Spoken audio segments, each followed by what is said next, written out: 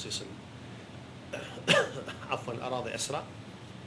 أمانة بغداد لا تزال هناك مشكلة، بحيث احنا اضطرينا حتى نبني مستشفى في مدينة الصدر ماكو قطعة أرض 20 دونم، اضطرينا أن نقطع جزء من مستشفى الرشاد اللي هو مستشفى الأمراض النفسية في ناحية الرشاد، وسوينا عليه مستشفى.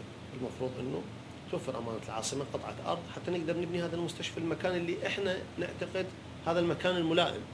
فعندنا مشكلة في بغداد. طبعا وزارة التخطيط أيضا جزء مهم، وزارة التخطيط متعاونة جدا بخصوص المشاريع الاستثمارية واستجاباتهم سريعة لمتطلبات وزارة الصحة. وزارة المالية نسبة التمويل شيء ونسبة التخصيص شيء آخر. التخصيص الآن وصل بحدود $160 في عام 2010 لكل مواطن بالسنة، طبعا أقل من كثير من الدول. يعني كل عراقي نصرف عليه $160 بالسنة، هذه نسبة قليلة. في أمريكا فقط للدواء $1142 للمواطن الأمريكي، فقط للدواء $1142 و$352 أجهزة، دول اثنينهم حدود $1500 دواء وأجهزة. عدا رعاية وسرير وغذاء وأطباء وإلى آخره. احنا بحدود $160.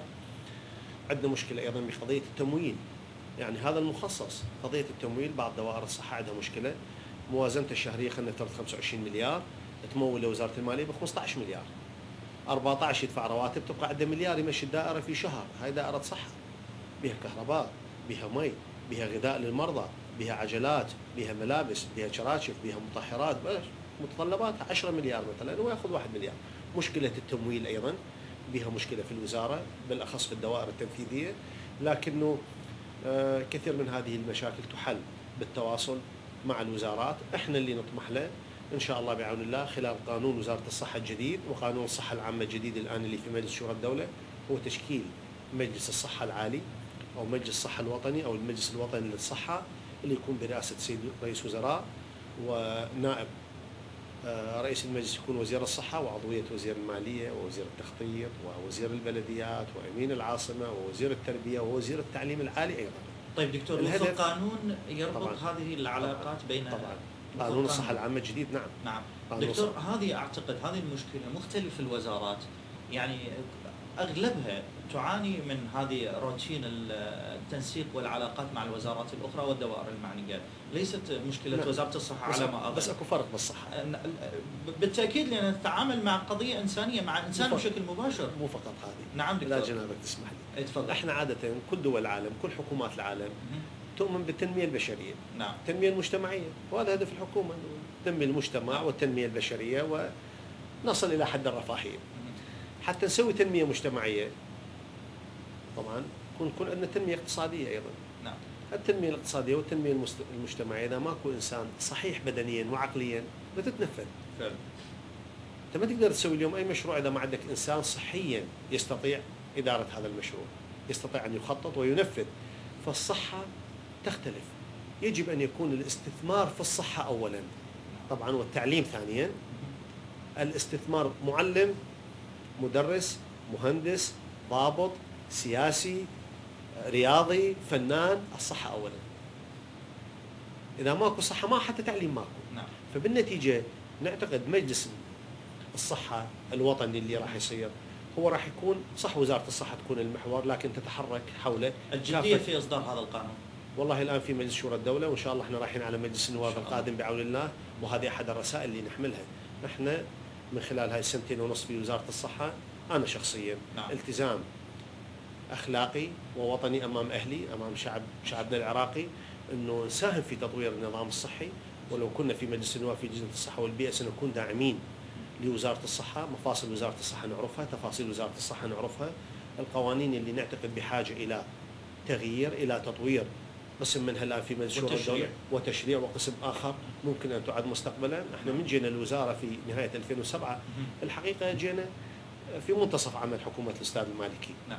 أنا جيت في منتصف العمل، كان مرور سنتين، وباعتقادي أنا ويا نفسي كنت أقول أنا وزير طوارئ، علي أن أصلح الوضع اللي موجود في وزارة الصحة مع الواقع. أحسن بجهود الأخوان السادة الوكلاء، السادة المدراء العامين، المستشارين، المفتش العام، كافة العاملين من المنتسبين بوزارة الصحة. الحمد لله قدرنا أن نحسن، عندنا معايير، قدرنا أن نحسن جزء من الواقع الصحي بالبلد. خلينا رؤية جديدة لوزارة الصحة.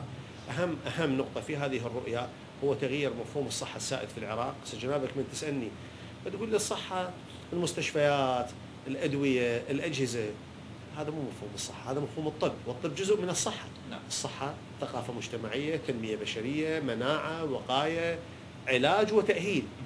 هذا المفهوم بدا يتغير على الاقل لدى العاملين في وزاره الصحه. نعم. طبعا يتغير، يجب اولا لدى العاملين حتى يؤمنون به، حتى يوصلون للمجتمع.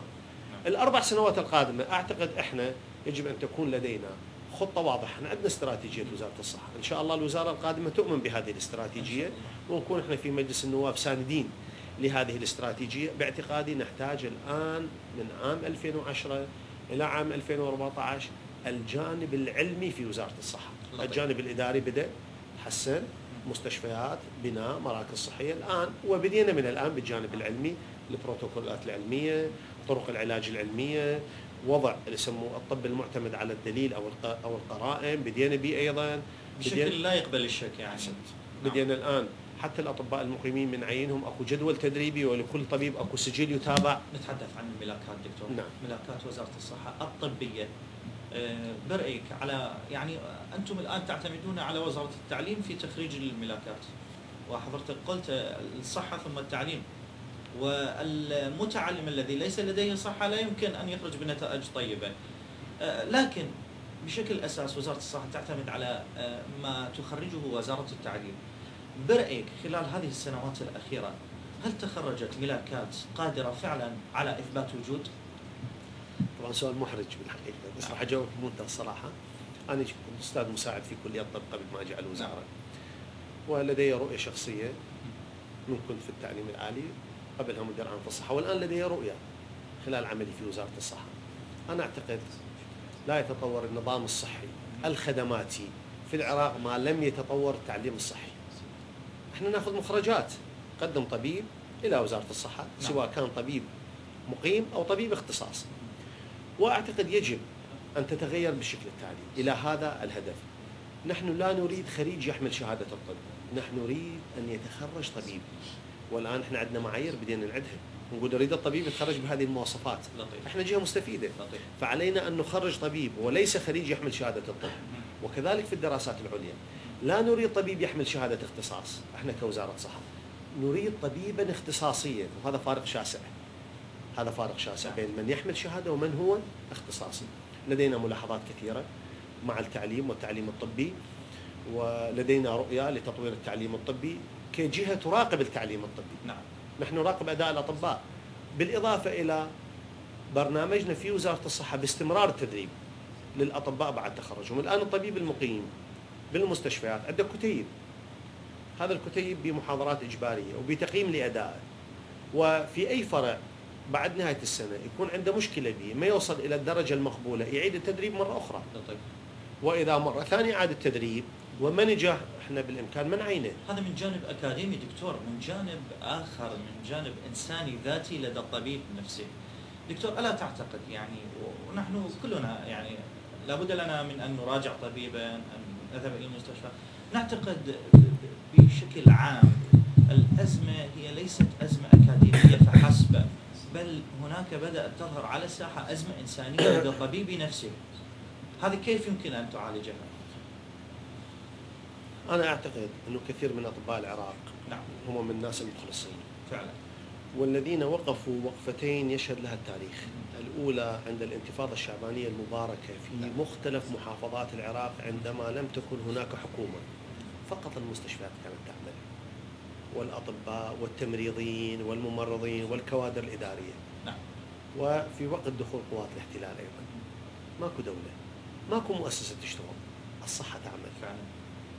فالأطباء العراقيين والتمريضين وكل الأخوان والأخوات العاملين في وزارة الصحة هم من الناس المخلصين. لكن أين المشكلة؟ دكتور حتى لا أكون يعني عنصر منبوذ من قبل الأطباء، لا أنا أتهمهم، راح أوصل لك. أنا أقول ظهور بروز حالة. راح أوصل لك. نعم تفضل. راح أوصل لك. المشكلة هي حتى المصطلح علمي أيضا، مهارات الاتصال، التواصل المجتمعي. نعم.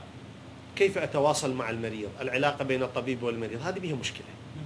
يعني جنابك تروح أنت اليوم إلى مستشفى، من تقول السلام عليكم، ايش تتوقع من الطبيب؟ يقول لك عليكم السلام، تفضل استريح. قد الطبيب يكون مشغول ما يقول لك عليكم السلام، أنت راح يصير عندك تصور سلبي تجاه الطبيب. بالنتيجة حتى العلاج لو كان إيجابي ما راح تتقبله. فمهارات الاتصال أحد القضايا التي يجب أن يركز عليها التعليم الطبي والصحي في العراق. عندنا مشكلة، أنا أول على إعدادية، بعدين طلعت أول على كلية الطب، عمري كله قاضي ويا الكتب ويا الدراسة ويا المرضى مالتي، اجتماعيا أنا أحتاج الكثير. هذا ما ينقص التعليم، أحد الأشياء اللي تنقص التعليم في العراق.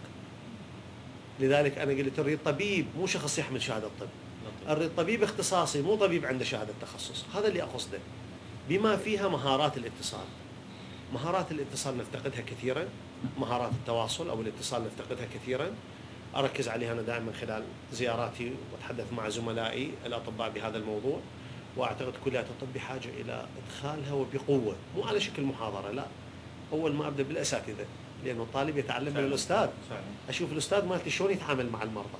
إذا كان الأستاذ ماهر بمهارات الاتصال أنا أتعلم مثله. هذه تحتاج إلى تنسيق عالي بين وزارة الصحة والتعليم العالي. أحسن، هذا جانب. الجانب الآخر، المراجع أيضا لا يمتلك مهارات الاتصال. الطبيب ابن المجتمع، المراجع لا يمتلك مهارات الاتصال. أنا بزياراتي للمستشفيات نبغى تسأل، أشوف طبيب أو طبيبة قاعدة بالغرفة وفد 5 6 بالغرفة، أسألهم أقول من فضلكم أنتم ليش ما قاعدين برا على الكراسي؟ ليش كلكم على رأس الطبيب؟ مو هاي الكراسي موجودة. طبعا قد يكون موظف الاستعلامات يخاف من عندهم، يقول لك يتعاركون وياي، بس أنا أيضا كمواطن برأيك ما الذي يحتاج هذا الموقف وكيف نطوق الأزمة؟ الطبيب هو نتاج المجتمع، الطبيب العراقي ابن العائلة العراقية، ابن العشيرة العراقية. في المجتمع توجد أزمة طبية، يعني ثقافة طبية. أحسن، ماذا نفعل؟ صحية، ثقافة صحية. نعم. احنا بحاجة انه نغير أنظمة التعليم مالتنا. نعم. بصورة عامة، هاي فلسفة عامة ليس لها علاقة بالصحة. أنظمة التعليم العراقية، ونجعل التعليم هو ليس لتعلم دارودور فقط، تعلم أحسنت، أصبت الحقيقة. نعم. السلوك العام، مهارات الاتصال، تقبل الآخر، تقبل الرأي الآخر، المعايشة السلمية، حل المسائل والمشاكل بطرق ودية، هذه نحتاج لها. طيب موجودة هاي ضمن معاييركم ضمن استراتيجية؟ لا، أنا دا أحكي على قضية ما لها علاقة بالصحة، دا أحكي قضية مجتمعية. دكتور، ترتبط بشكل مباشر أو غير مباشر؟ نعم بالتأكيد. نعم. الطبيب نتاج المجتمع. طيب موضوع ضمن الاستراتيجية وكيف يمكن أن نذلل؟ لا، إحنا بالحقيقة بخصوص التعليم الطبي نعم عندنا تواصل مع وزارة التعليم العالي، والآن نعم. أقروا وضع ساعات. التربية لا، لحد الآن لا. مع التعليم العالي قرروا وضع ساعات دراسية لتعليم مهارات الاتصال، لكن أنا لا أعتقد الساعات الدراسية تكفي. علينا أولا أن نمارس مهارات الاتصال، إحنا نمارسها جزء من سلوكنا. أنا طبيب أخصائي، عندي أطباء مقيمين. نعم. يمشون وياي بالتور بالجولة الصباحية، من أتحدث مع مريض، الطبيب المقيم يتعلم من عندي، مو ضروري يعطي محاضرة، بيشوفني شلون أتصرف. السلوك يتعلمون الناس بالاقتداء بالتقليد. نعم. بحاجة حقيقة. دكتور، والمواطن يعني بس طبعا المواطن اليوم صح، من حق المواطن أن يختار العلاج الطبي، يختار الطبيب من حقه، ومن حقه أيضا أن يناقش الطبيب بالخيارات العلاجية.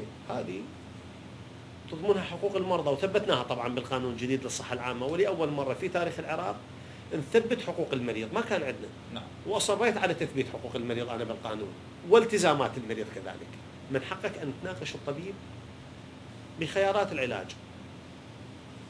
والطبيب من حقه أن يلزمك بالعلاج، يلزمك، يقول لك أنا وكيل الصحة مالتك، فأنت لازم تأخذ هذه الأدوية الفلانية. كثير من الناس، أنا مثلا أزور مستشفى ولادة، يقولوا لي هاي من الصبح لسه ما جابت، يقولوا لها مثلا ما عندش ولادة، أي ما يصير. أقول لها يا أختي يا أخويا، هاي قضية ما بيها، قضية طبية، أكو منهاج طبي. أنت ما تقدر واحد ولادته تصير يوم 2/10 مثلا، واستعداد الفيزيولوجي والطبي أنه يوم 2/10 تيجي تعال سويها يوم 1،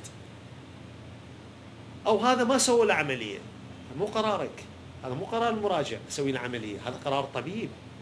هذه يحتاج لها.